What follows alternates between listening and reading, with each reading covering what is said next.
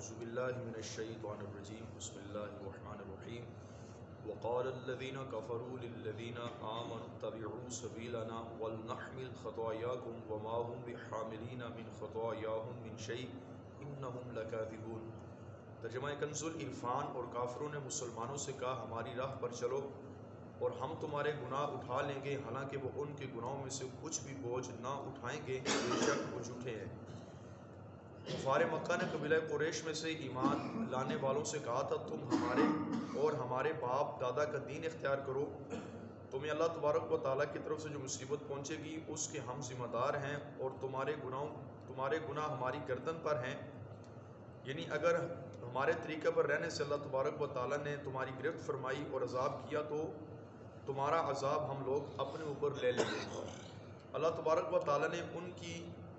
بات کی انتہائی نفیس تردید فرمائی اور ارشاد فرمایا کہ وقت آنے پر وہ لوگوں گناہوں میں سے کچھ بھی بوجھ نہ اٹھائیں گے، بے شک وہ اپنی بات میں جھوٹے ہیں۔ تو ارشاد فرمایا کہ ایک ذرا برابر بھی کسی جان کا بوجھ کسی دوسری جان پر نہ ڈالا جائے گا۔ وَلَيَحْمِلُنَّ أَثْقَالَهُمْ وَأَثْقَالًا مَعَ أَثْقَالِهِمْ وَلَيُسْأَلُنَّ يَوْمَ الْقِيَامَةِ عَمَّا كَانُوا يَفْتَرُونَ۔ اور بے شک ضرور اپنے بوجھ اٹھائیں گے اور اپنے بوجھوں کے ساتھ اور بوجھ اٹھائیں گے، اور ضرور ان سے قیامت کے دن ان کے بہتانوں کے بارے میں پوچھا جائے گا۔ ارشاد فرمایا کہ مسلمانوں سے ان کے گناہوں کا بوجھ اٹھانے کا کہنے والے کفار کا اپنا حال یہ ہے کہ وہ قیامت کے دن اپنے گناہ اور کفر و گمراہی کا بوجھ اٹھائیں گے، اور اس کے ساتھ ساتھ جن لوگوں کو انہوں نے گمراہ کیا تھا، ہدایت سے ہٹایا تھا، ان لوگوں کے گناہوں کا بوجھ بھی یہی لوگ اٹھائیں گے، اور قیامت کے دن ضرور ان سے ان کے بہتانوں کے بارے میں پوچھا جائے گا، انہوں نے یہ بہتان کیوں تراشے تھے اور کس دلیل کی وجہ سے انہوں نے بہتان لگائے۔ یاد رکھیں کفار کے اعمال اور بہتان سب اللہ تبارک و تعالیٰ جانتا ہے، اس کے باوجود کافروں سے جو سوالات وغیرہ کیے جائیں گے وہ حجت کی تمامیت کی وجہ سے کیے جائیں گے۔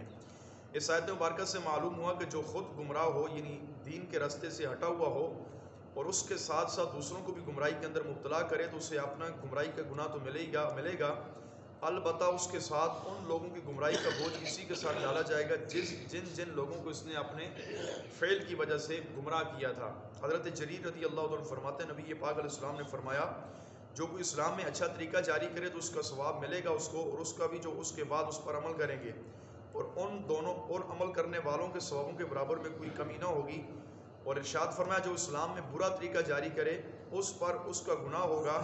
اور اس کے بعد جو شخص اس کے گناہ والے کام پر عمل کرے گا تو فرمایا ان تمام لوگوں کے گناہ بھی اسی کے ذمہ میں ڈالے جائیں گے۔ اس آیت مبارکہ سے ان لوگوں کو عبرت اور نصیحت حاصل کرنے کی ضرورت ہے جو اپنے ساتھ ساتھ دوسروں کو بھی گناہوں میں مبتلا کرنے کے مواقع فراہم کرتے ہیں، انہیں طرح طرح کے دنیاوی منافع اور فوائد بتا کر گناہوں کی ترغیب دیتے ہیں، اور اسی طرح خود گناہوں کے اندر ڈوبے ہوتے ہیں اور اپنے ساتھ ساتھ لوگوں کو بھی گناہوں کے اندر ڈال دیتے ہیں۔ اللہ تبارک و تعالیٰ ایسے لوگوں کو ہدایت اور عقل سلیم عطا فرمائے۔